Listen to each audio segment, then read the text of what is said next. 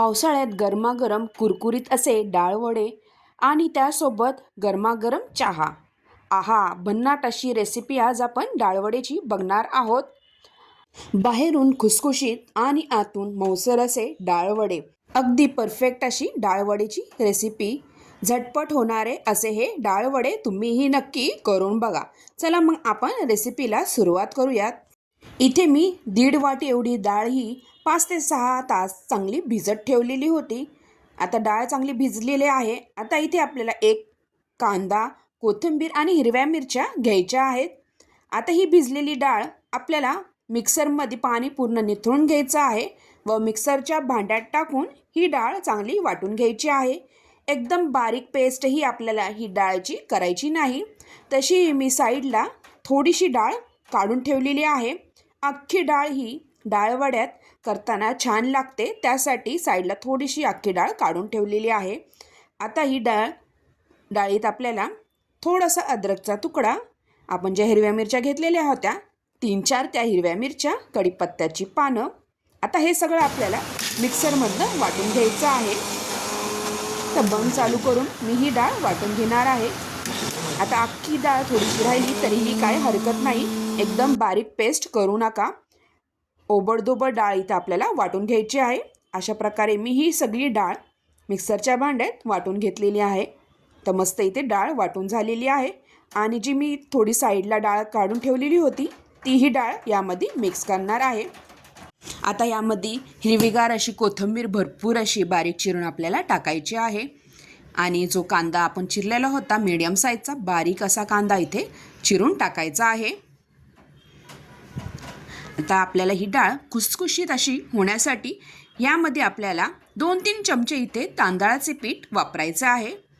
तांदळाच्या पिठामुळे आपण जे डाळवडे करणार आहोत ते छान असे क्रिस्पी होतात. आता चवीनुसार मीठ टाकल्यानंतर चमचाभर एवढी इथे हळद, चमचाभर एवढे जिरे आणि ओवा इथे थोडासा आपल्याला टाकायचा आहे. आता हे सगळं साहित्य टाकल्यानंतर हाताने चांगलं आपल्याला इथे मिक्स करून घ्यायचं आहे.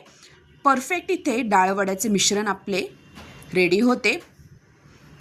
तर कोथिंबीर इथे तुम्ही भरपूर घाला. मस्त इथे कोथिंबीर असले की डाळवडे छान असे टेस्टी लागतात. तर तुम्हाला जसे हवे आहे मीडियम साईजचे मोठे असे डाळवडे तुम्ही करून घेऊ शकता. आता साईडला कढईमध्ये आपल्याला तेल तापत ठेवूयात. तसेही आपले डाळवड्याचे मिश्रण रेडी झालेले आहे. तेल तापत आहे तोपर्यंत आपल्याला जशा साईजचे डाळवडे हवे आहेत तसे एका प्लेटमध्ये करून घेऊयात, म्हणजे डाळवडे तळताना आपल्याला सोपे जाईल. अशा प्रकारे छोटे छोटे साईजचे हे डाळवडे मी करून घेणार आहे. मस्त इथे मी 10-12 एका प्लेटीमध्ये डाळवडे करून घेणार आहेत. छान असे तेलात तळल्यानंतर एकदम खुसखुशीत असे हे डाळवडे चहासोबत खायला तर एकदमच भन्नाट लागतात. आणि त्यात पाऊस पडत असेल तर मस्त इथे डाळवडे 7-8 करून झालेले आहेत.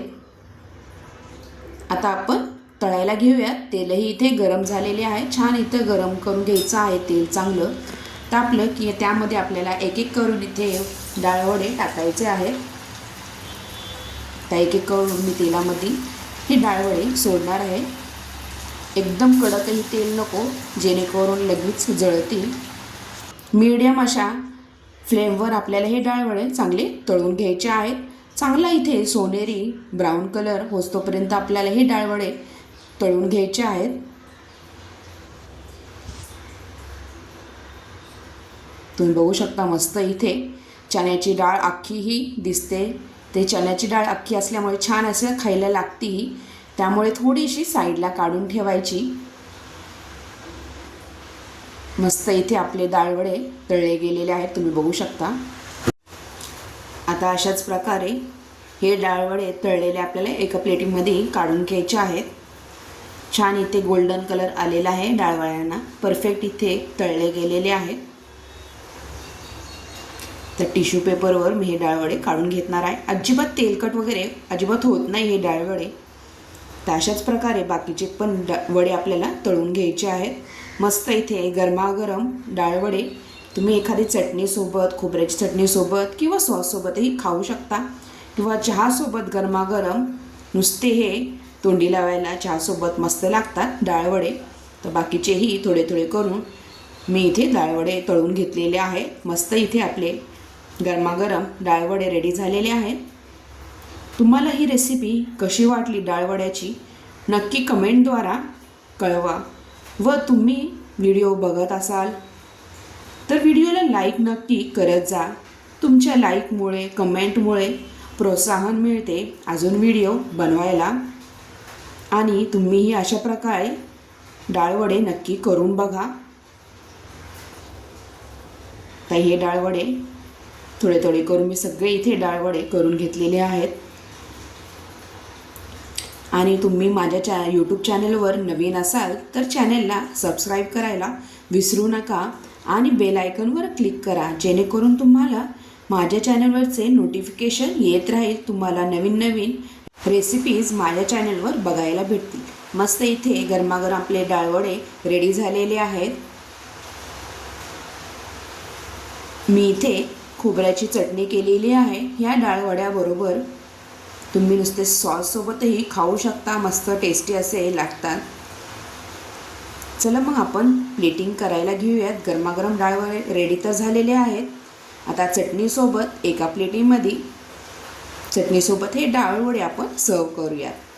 अशा प्रकारे तुम्ही हा व्हिडिओ शेवटपर्यंत बघितल्याबद्दल तुम्हा सगळ्यांचे खूप खूप धन्यवाद. पुन्हा भेटूया अशाच नवीन रेसिपीसोबत.